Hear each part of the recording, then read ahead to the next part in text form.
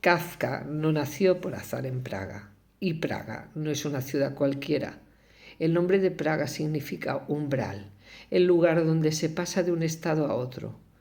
Es un espacio intermedio entre lo que se deja atrás y lo que se está a punto de ser.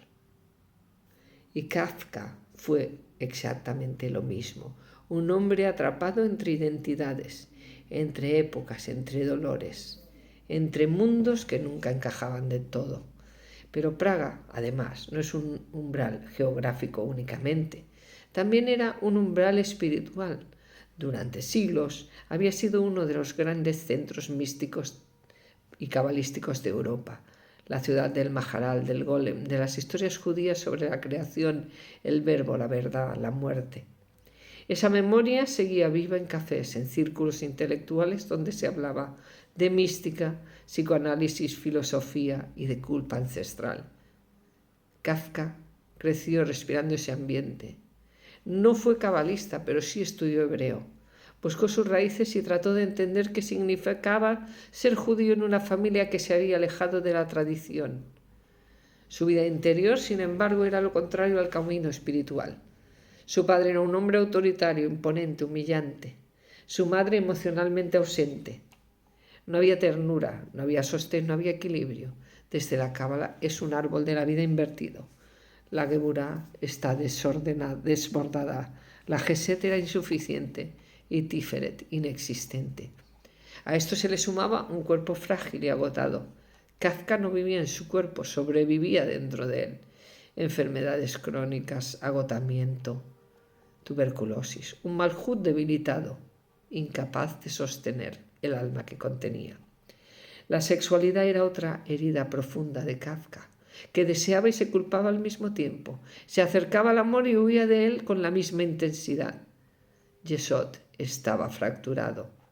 En este punto, su árbol interno estaba devastado, Malhut roto, cuerpo enfermo, existencia débil, Yesod fracturado, imposibilidad de sostener relaciones, Geburá tiránica, culpa, autoexigencia, juicio interior, Geset pobre, ausencia de cariño profundo y permiso para existir, Tiferet apagado, un yo que no integra ni ordena nada. De ahí nace la metamorfosis. Gregor Samsa, el protagonista, no es un personaje absurdo, es Kafka, visto desde dentro, un hombre que se percibe a sí mismo como lo más bajo de la escala ontológica, un insecto, un gusano, algo que existe sin derecho a ocupar espacio. No es una fantasía, es una radiografía espiritual. Y aquí aparece el símbolo 8. El número 8, en la simbología espiritual y en la Cábala, es el número del tránsito, de la transformación, del paso de un estado a otro, como el umbral, como Praga, como Kafka.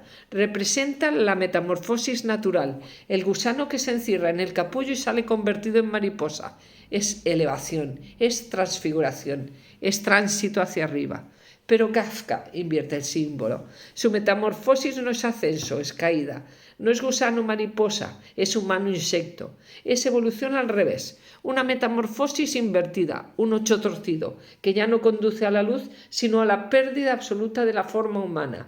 Y todo en su vida resuena con ese 8 invertido. La metamorfosis es un libro. Praga, un libro 8. Praga es una ciudad 8, un umbral. Kafka muere a los 40 años, 5 veces 8, justo en la edad en que un judío debe empezar estudios místicos profundos. La Cábala se empieza a partir de los 40 años. Su vida entera es un tránsito interrumpido. Su alma intenta transformarse, pero se derrumba. Europa, mientras tanto, entra en su propia metamorfosis, la más terrible que hemos vivido de la historia, porque Kafka no vivió solo su metamorfosis, Europa vivió la suya. Kafka nació entre la Primera y la Segunda Guerra Mundial en una Europa rota, sin horizonte, sin identidad. Murió antes del desastre final, pero lo intuyó, lo vio venir, lo sintió en la piel. Sus hermanas murieron en los campos de exterminio nazi.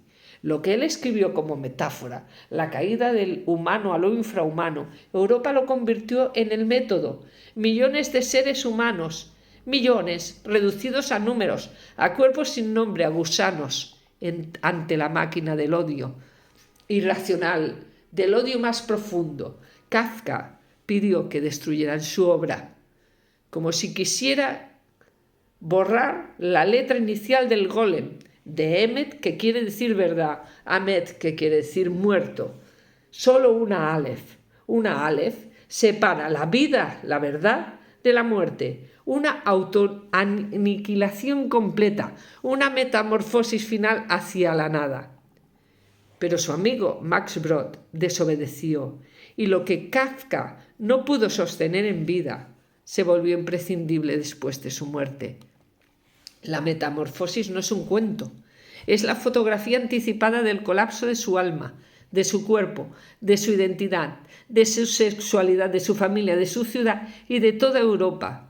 Kafka fue el hombre que sufrió en sí mismo la metamorfosis que Europa estaba a punto de vivir. Un hombre que encarnó el 8 invertido, la transformación al revés, el umbral desde el cual se cae en vez de elevarse. Kafka no escribió literatura fantástica. Kafka escribió la verdad antes de que la verdad se convirtiera en insoportable, y eso es Cábala.